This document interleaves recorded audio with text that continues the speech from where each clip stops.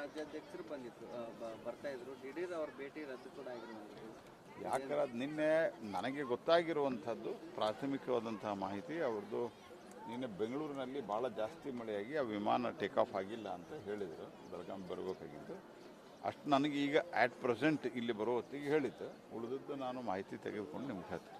ನಾಯಕತ್ವದ ಕೊರತೆ ಏನಾದರೂ ಇದೆ ಸರ್ ರಾಜ್ಯದಲ್ಲಿ ಬಿಜೆಪಿಗೆ? ನೋಡಿ, ಯಾವುದೇ ಒಂದು ಘಟನೆಯ ಆಧಾರದ ಮೇಲೆ ನಾಯಕತ್ವದ ಕೊರತೆ ಅಂತ ಎಂದೂ ತೀರ್ಮಾನ ಮಾಡೋಕ್ಕಾಗಲ್ಲ. ಯಾಕಂದರೆ ಯಾರು ಮಾತು ಕೇಳುವಂಥ ಸ್ಥಿತಿಯಲ್ಲಿ ಆ ರೀತಿ ಹೇಳೋದು ತಪ್ಪಾಗ್ತದೆ. ಎಲ್ಲ ರೀತಿಯಿಂದ ಪಾರ್ಟಿ ಅನೇಕ ರೀತಿಯ ಅಡೆತಡೆಗಳನ್ನು ಮತ್ತು ಏಳು ಬೀಳುಗಳನ್ನು ಎದುರಿಸಿ ಇವತ್ತು ದೇಶಾದ್ಯಂತ ಪಾರ್ಟಿ ಗಟ್ಟಿಯಾಗಿ ನಿಂತಿದೆ. ಈ ಒಂದು ಘಟನೆಯಿಂದ ಏನೋ ಆಗಿಬಿಡ್ತು ಅಂತ ಅನ್ನೋಂಥ ಘಟನೆ ಭಾಳ ಗಂಭೀರವಾದಂಥದ್ದು. ನಾನು ನಿನ್ನೆನೂ ಪ್ರತಿಕ್ರಿಯೆ ಕೊಟ್ಟಿದ್ದೇನೆ. ಭಾಳ ಗಂಭೀರವಾಗಿ ನಾವು ತೆಗೆದುಕೊಂಡಿದ್ದೇವೆ, ನಮ್ಮ ರಾಷ್ಟ್ರೀಯ ಪಾರ್ಟಿ ಗಂಭೀರವಾಗಿ ತೆಗೆದುಕೊಂಡಿದೆ. ಬಟ್ ಅಟ್ ಲೀಸ್ಟ್ ಆದ್ದರಿಂದ ಒಂದು ನಿಮಿಷ ಪೂರಾ ಉತ್ತರಾರೆ ಕೊಡ್ತೀನಿ ನಾವು ಒಂದು ನಿಮಿಷ. ಆದ್ದರಿಂದ ಮುಂದೆ 2028ರಲ್ಲಿ ನಾವು ಭಾರತೀಯ ಜನತಾ ಪಾರ್ಟಿ ರಾಜ್ಯದಲ್ಲಿ ಅಧಿಕಾರಕ್ಕೆ ತರಲಿಕ್ಕೆ ಏನು ಬೇಕು ಆ ಎಲ್ಲ ಒಂದು ಕೆಲಸವನ್ನು ಮಾಡ್ತೀವಿ. ನಮ್ಮ ರಾಷ್ಟ್ರೀಯ ನಾಯಕರು ಇದನ್ನು ಭಾಳ ಗಂಭೀರವಾಗಿ ತೆಗೆದುಕೊಂಡಿದ್ದಾರೆ. ಬಿಜೆಪಿ ರಾಜ್ಯಾಧ್ಯಕ್ಷರಾಗಿದ್ದಂಥ ಸಂದರ್ಭದಲ್ಲಿ ರಾಜ್ಯಾದ್ಯಂತ ಬಿಜೆಪಿ ವಿರೋಧ ಪಕ್ಷ ಅಂತ ಅನ್ನೋದು ಕಂಡು ಬರ್ತಾ ಇದೆ ಸರ್. ಅದರಲ್ಲಿ ಕನ್ನಡನೇ ಬರ್ತಾ ಇಲ್ಲ ಈಗ ಬಿಜೆಪಿ. ನಾನು ಮೊದಲೇದ್ದು ನಾನು ರಾಜ್ಯಾಧ್ಯಕ್ಷ ಅಂತ ತಿಳ್ಕೊಂಡು ನಮ್ಮ ರಾಷ್ಟ್ರೀಯ ನಾಯಕರು ಯಾರೂ ಹೇಳಿಲ್ಲ, ನಾನು ಹೇಳಿಲ್ಲ, ರಾಜ್ಯ ನಾಯಕರು ಎಲ್ಲಿ ಹೇಳಿಲ್ಲ. ಬರ್ತಾ ಇದೆ ಮಾಧ್ಯಮದಲ್ಲಿ. ನಂದೇನು ಅದಕ್ಕೆ ನಾನೇನು ಪ್ರತಿಕ್ರಿಯೆ ಕೊಡಬೇಕು? ಅದಕ್ಕೆ ನಮಗೇನು ಅಂದ್ರೆ ಆ ರೀತಿ ಎಲ್ಲಿಯೂ ಪ್ರಸ್ತಾವನೆಯೂ ಇಲ್ಲ ಅಥವಾ ಯಾರು ಚರ್ಚೆನೂ ಆಗಿಲ್ಲ. ಇಲ್ಲಿ ಕಾರ್ಯಕ್ರಮ ನಡೀತಾ ಇರೋದ್ರಿಂದ ಇಲ್ಲಿಗೆ ಇದನ್ನು ನಿಲ್ಲಿಸ್ಕೊಳ್ಬೇಕಾರೆ ಆನಂತರ ಆ ಸಂಘದ ಕಾರ್ಯಕ್ರಮಕ್ಕೂ ಹೆಂಗಿದ್ರು ಬರ್ತಿರಲ್ಲ, ಅಲ್ಲಿ ಡೀಟೇಲ್ ಆಗಿ ಏನಾದ್ರು ಮಾತಾಡ್ತಾರೆ. ನೋಡ್ರಿ, ಅವ್ರು ಏನು ಬೇಕಾದ್ ಮುಂದುವರಿಸಲಿ, ಅದಕ್ಕೇನು ಅರ್ಥ ಇಲ್ಲ. ಅವ್ರು ಏನು ಕೇಳೋದಕ್ಕೆ ಅದಕ್ಕೆ ಉತ್ತರ ಕೊಡೋ ಅಗತ್ಯನೂ ಇಲ್ಲ. ಸರ್, ಕಡೆಯದಾಗಿ ರಾಜ್ಯದಲ್ಲಿ ಮಳೆ ಆಗ್ತಾ ಇಲ್ಲ, ಸಾಕಷ್ಟು ಸಂಖ್ಯೆ ಇಡೀ ದೇಶದಲ್ಲಿ ಮಳೆಯ ಸಮಸ್ಯೆ ಇದೆ. ಜಿಲ್ಲಾಡಳಿತ ಎಲ್ಲ ಜಿಲ್ಲಾಡಳಿತಗಳು, ರಾಜ್ಯದ ಆಡಳಿತಗಳು ಇದಕ್ಕೆ ತಯಾರಿಯನ್ನು ಬೇಗ ಶುರು ಮಾಡಬೇಕು. ಇಲ್ಲಿ ಇನ್ನೂ ಯಾವುದೇ ಕರ್ನಾಟಕದ ಯಾವುದೇ ಜಿಲ್ಲೆಯಲ್ಲಿ ಶುರುವಾಗಿಲ್ಲ.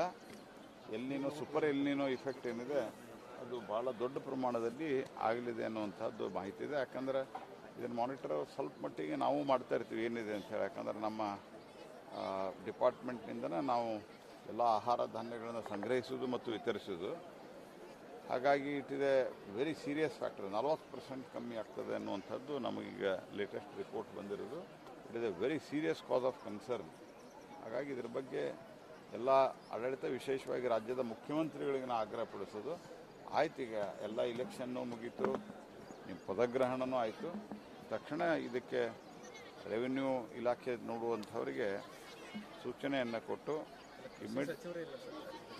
ಮಂತ್ರಿ ಇನ್ನೂ ವಿಸ್ತರಣೆನೂ ಆಗಿಲ್ಲ ಸರ್. ರೈತರೆಲ್ಲ ಪಟ್ಟಾಭಿಷೇಕ ಮಾಡ್ತಾ ಇದ್ದಾರೆ ಇವರಿಗೆ, ಅದರಲ್ಲಿ ಬಿಸಿ ಇದ್ದಾರೆ. ಕೃಷಿ ಸಚಿವರೆಲ್ಲ ಏನಿಲ್ಲ ನೋಡ್ರಿ, ಈಗ ಅವರು ತಯಾರಿಯನ್ನು ಶುರು ಮಾಡಬೇಕು, ಮಾಡಿಲ್ಲ. ಇದು ಭಾಳ ಡಿಸಾಸ್ಟ್ರಕ್ಕೆ ಆಗ್ತದೆ ನಾಳೆ ಈ ರೀತಿ ಮಾಡಲಿಲ್ಲ ಅಂತಂದರೆ.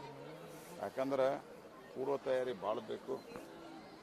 ನಾವೇನೋ ಮಾಡಿ ಆಹಾರವನ್ನು ಕೊಡ್ಬೋದು. ಯಾಕಂದರೆ ಆಹಾರ ಕೇಂದ್ರದ ಗೋದಾಮುಗಳಲ್ಲಿ ದೊಡ್ಡ ಪ್ರಮಾಣದಲ್ಲಿ ನಾವು ಸಂಗ್ರಹಿಸಿಟ್ಟಿದ್ದೇವೆ.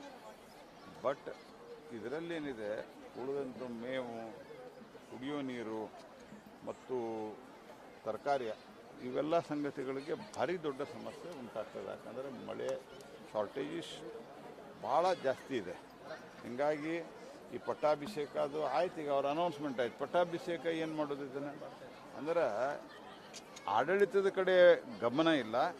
ಕೇವಲ ಅವರ ಧ್ಯಾನ ಇರೋದು ಪಟ್ಟಾಭಿಷೇಕ, ದೊಡ್ಡ ಕಾರ್ಯಕ್ರಮ, ದುಡ್ಡು ಖರ್ಚು ಮಾಡೋದು, ಭ್ರಷ್ಟಾಚಾರದ ದುಡ್ಡನ್ನು ಖರ್ಚು ಹೇಗೆ ಮಾಡೋದು, ಇದೇ ಒಂದು ಯೋಚನೆಯಲ್ಲಿದ್ದಾರೆ. ತಕ್ಷಣ ನಾನು ಸನ್ಮಾನ್ಯ ಮುಖ್ಯಮಂತ್ರಿಗಳಿಗೆ ಆಗ್ರಹ ಪಡಿಸ್ತೇನೆ, ನೀವು ಮಂತ್ರಿಮಂಡಲ ಕೃಷಿ ಮಂತ್ರಿ ಯಾವಾಗ ಮಾಡ್ತೀರಿ ಅದು ಬೇಗ ಮಾಡಿರಿ. ಆದರೆ ಕನಿಷ್ಠ ಪಕ್ಷ ಇರುವ ರೆವಿನ್ಯೂ ಮಂತ್ರಿಗಳಿಗಾದರೂ ಯಾರಿಗಾದರೂ ಒಬ್ಬರಿಗೆ ಇದನ್ನು ಚಾರ್ಜ್ ಕೊಟ್ಟು ಆನಂತರ ಇಮ್ಮಿಡಿಯೇಟಾಗಿ ನೀವು ಯಾರ ಎಕ್ಸ್ಪಾನ್ಷನ್ ಆದ ನಂತರ ಅವ್ರಿಗೆ ಹಸ್ತಾಂತರ ಮಾಡಿರಿ. ಅಲ್ಲಿ ತನಕ ಅಧಿಕಾರಿಗಳಿಗೂ ಸೂಚನೆ ಕೊಟ್ಟು ತಯಾರಿಯನ್ನು ಶುರು ಮಾಡಿರಿ. ಯಾಕಂದರೆ ಜನ ಈಗಾಗಲೇ ನೀರಿಗೆ ತತ್ವಾರ ಶುರುವಾಗಿದೆ, ಭಾಳ ಸಮಸ್ಯೆ ಆಗಿದೆ.